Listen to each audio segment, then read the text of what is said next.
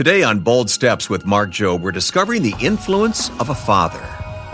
There's only one father that your children will have. And there's some things that only you can give them that no one else in the world can give them. And so never underestimate the power of the position that God has placed you in over your children.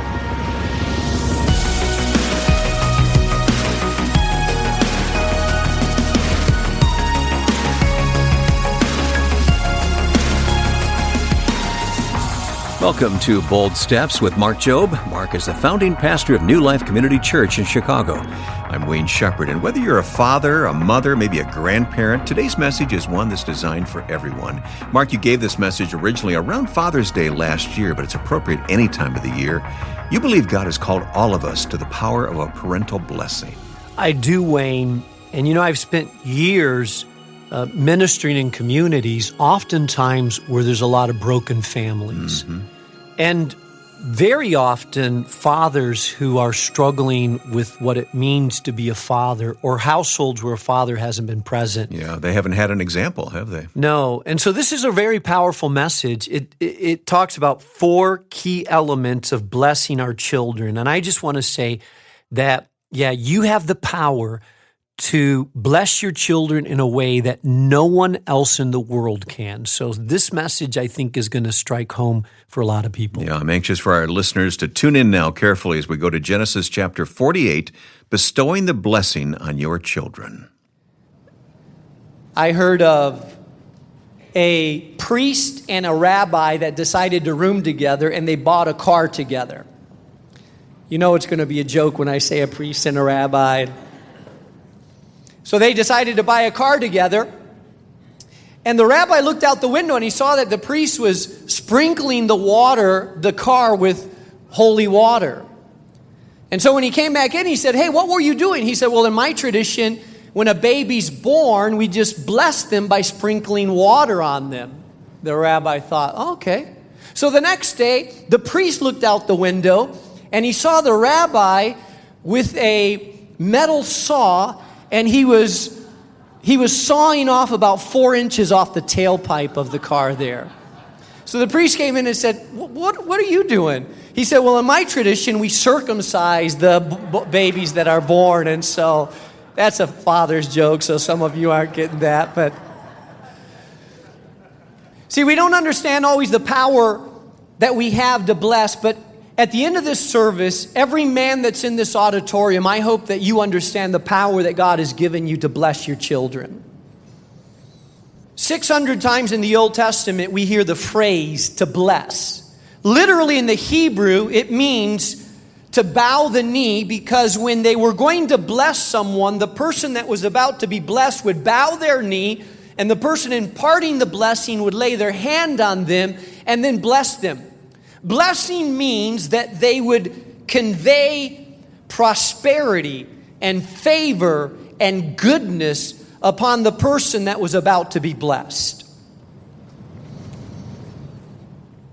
Years ago in 1986, when I just first started the ministry, when I first started pastoring, a little booklet came out by 2 Christian psychologists and psychiatrists called The Blessing. Gary Smalley and John Trent wrote a book, I have it in my hand, called The Blessing. In this book, they describe what they call the 5 elements of the blessing as we study in Scripture. I've summarized it into 4, just because I only have a certain length to teach here. But there are 4 key elements to the power of blessing our children. And I want to talk to you about those 4 key elements today, because I believe that there are some men and women in this auditorium that your entire life, you've been struggling to receive a blessing that you never received. Some of you have felt a vacuum inside of your soul as you look at your life, and you can't quite explain it, but it seems like no matter what you do, you're always falling short in your own mind. And some of you, what you never received, and it's difficult for you to give, you never received the blessing, so you cannot give that which you have not received. You have to receive it in order to give it. We saw last week how Jacob desired for his father to bless him, but he always felt like he fell short, and the blessing always went to his older brother, whom his father showed favoritism to. And even though he became a successful man in his business and had 12 children and 2 wives and he had grown, he still felt like he lacked the blessing of his father. If you look at Genesis chapter 48, you will find these 4 elements listed. Jacob is now an old man. He's not just a father or grandfather, but now he's a great-grandfather. And his son comes, he's a grandfather. His son comes to him, Joseph comes to him, and he wants his father to give the blessing to his grandchildren. Jacob is semi-blind, older, and yet we find in this passage this old man laying hands on his 2 grandchildren and speaking into their future and speaking into their life and giving them the powerful blessing of God upon their life. As we look at this passage, I see that there's a couple elements that are true of all the blessings that are given in the Old Testament. And by the way, can I say, I don't have to explain this because I think you know this, but we can never underestimate the power of a father's influence on a child's life. Never underestimate the power of your influence. In fact, I read recently that the FBI did a study on 17 kids, basically, that had shot their classmates in different towns and high schools around the United States of America. And they discovered that all 17 shooters had different background, different ethnicities, different socioeconomic backgrounds, but they had one thing in common. All 17 shooters had problems with their father. There's something about a young man that has difficulty relating to his father that creates an angry young man. A young man that doesn't quite know his identity, that's wrestling for something that he doesn't have. It's like when you're hungry and someone has food and you don't get it, it makes you frustrated. When you're a young man or a young woman and you desire identity and blessing and value and you don't get it, it makes you angry. As we look at Jacob blessing his sons, I want to speak into you because I believe all of us have the power to bless. And you have been called, especially as fathers, to a unique position. There are many teachers that your children may have. There are many coaches that may come into their life. There are many mentors that will come in and out of their lives. They'll have different bosses that they relate to. But listen to me, men. There's only one father that your children will have.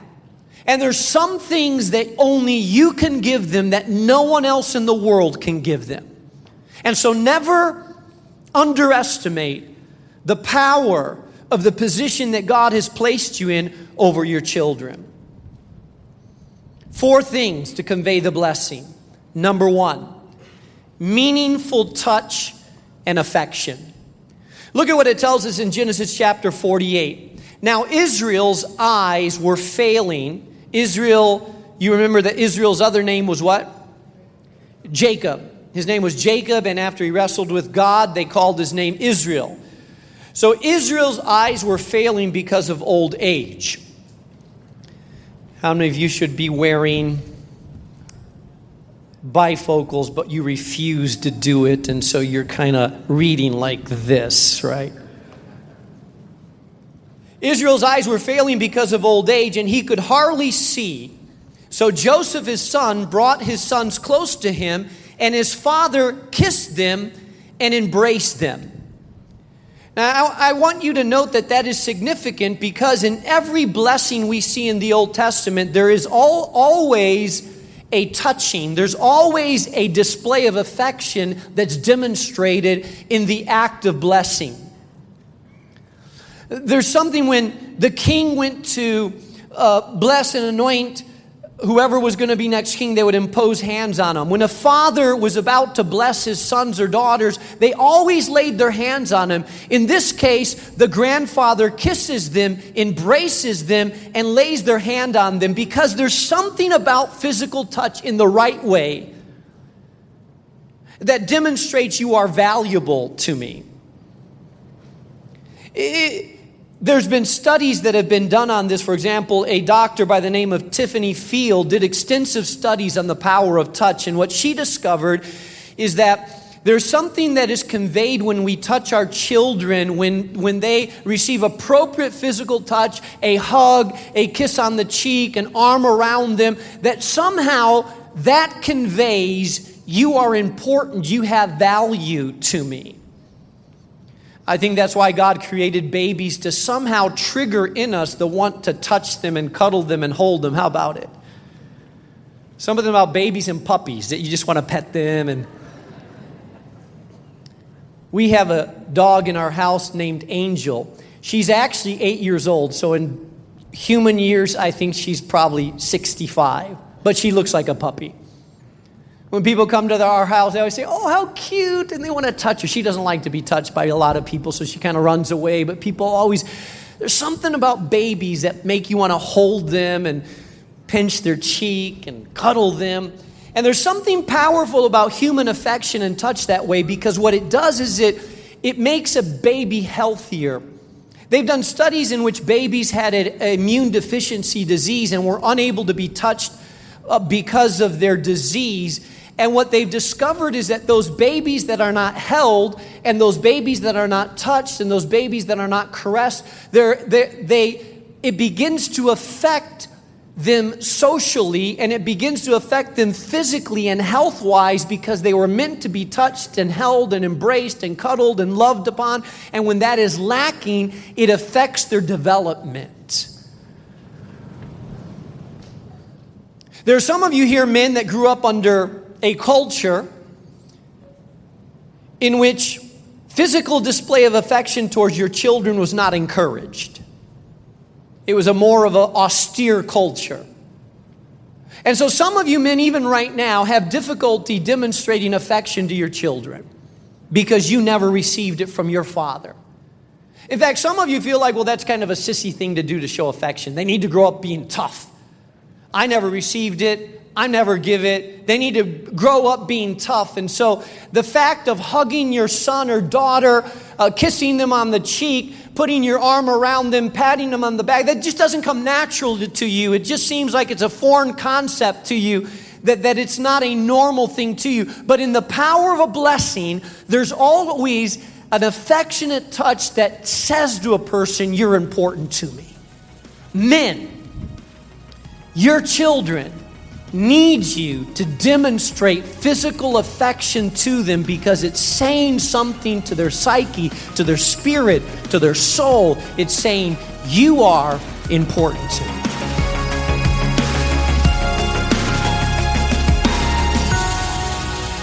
Discovering how touch and affection have the power to change lives. You're listening to Mark Jobe on Bold Steps. More in a moment. Well, here at Bold Steps, we're all about changing lives through the good news of Jesus Christ. And so if you've been touched by something we've communicated on this daily program, we would love to hear from you. Every card or letter, email, social media message we receive is a reminder that God is using this program to reach lives. You can connect with us today by visiting boldsteps.org, or connect with us on your favorite social media platform. You'll find us on Facebook and Instagram, and we look forward to connecting with you soon. Now, let's get back into today's message. Once again, here's Pastor Mark Jobe.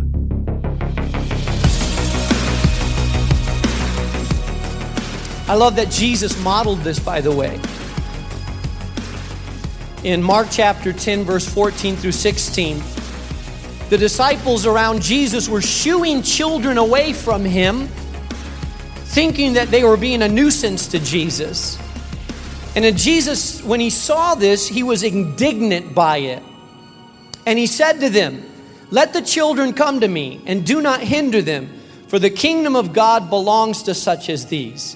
It says, and he took the children in his arms. I love that, the affection of Jesus towards these children. He put his hands on them, and he what? Say it out loud. He what? He blessed them.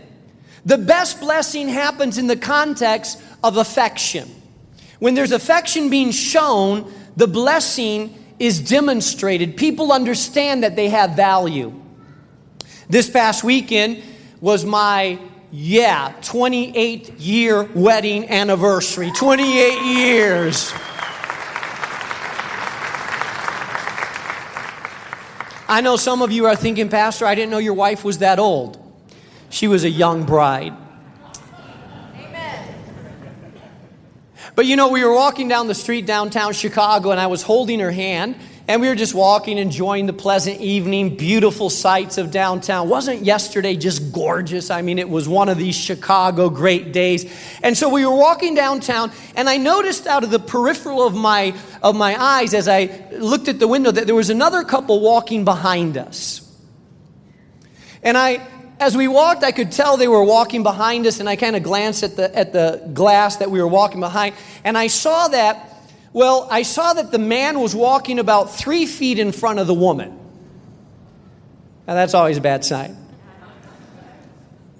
You would never know that they were together, except that I could kind of tell that they were together because they were following closely behind. And then when I glanced over, she was walking with her arms crossed.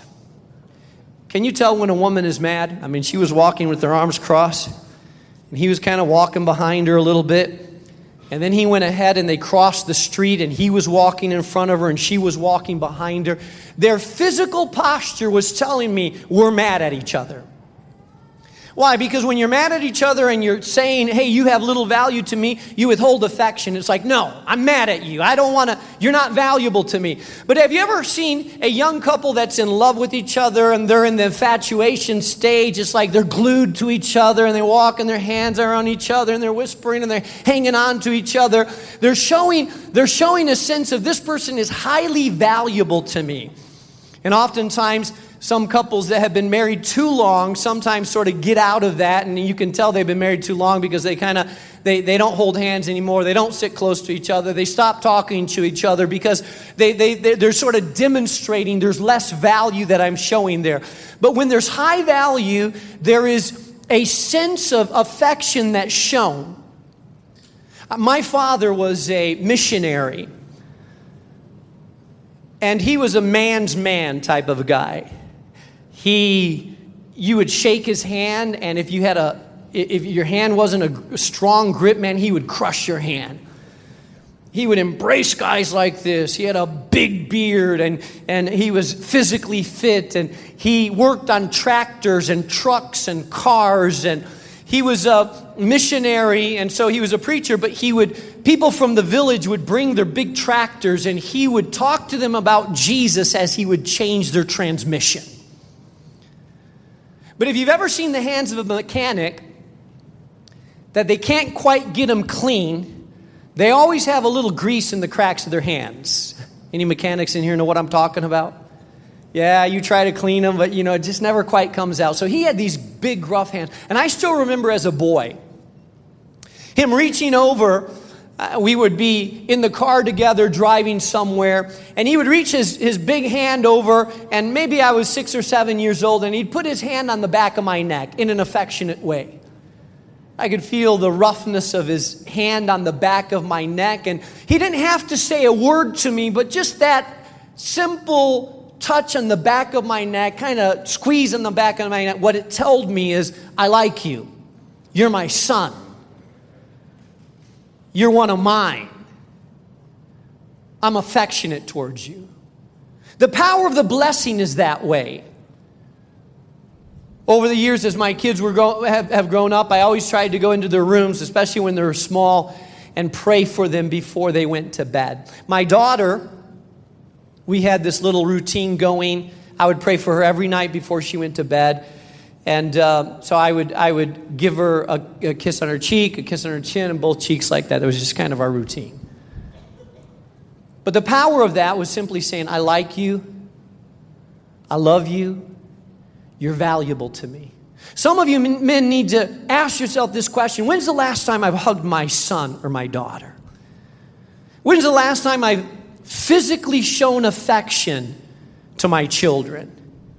When's the last time I've overcome that barrier so that without a word, I hug them, I embrace them, put my arm around them?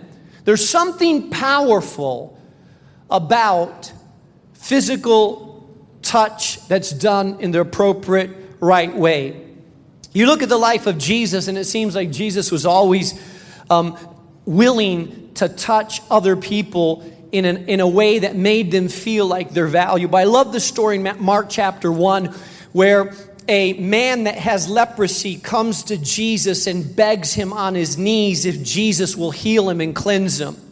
Now, leprosy's at that time it was an incurable disease, a horrific disease in which your skin would begin to break out in blotches, and when leprosy advanced, literally pieces of skin would start to fall off, and pus-filled, disfigured people, fingers would fall off, and it was a horrible disease. And if you were a leper in those days, when someone came close to you, you'd have to call out, "Unclean, unclean." So most lepers had had no contact with people in years. They had to avoid physical contact with any human being.